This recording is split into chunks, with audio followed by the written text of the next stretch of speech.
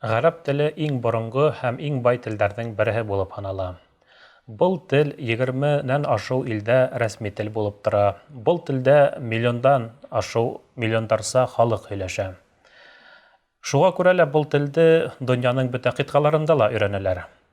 Әммә был телдең шул тиклем дә ентекләп өйрәнелүенә булган төп сәбәп ул да булһа, гарәп теле ул изге Корандың теле. Шуңа күрә лә бөтә йөр йөҙөндә, шул иҫәптән беҙҙең Башҡортостанда ла мосолман республикаһы булараҡ ғәрәп телен өйрәнеүгә ҙур иғтибар бүленә һәм халыҡ араһында был тел бик ҙур теләк менән өйрәнелә.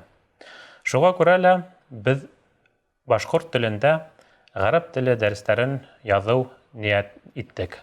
Киләсәктә беҙҙең ғәрәп теле тураһында һәм дә шулай уҡ Ҡөрьән уҡыу ҡағиҙәләре, йәғни тәжүит буйынса беҙҙең дәрестәребеҙ киләсәктә сығыр.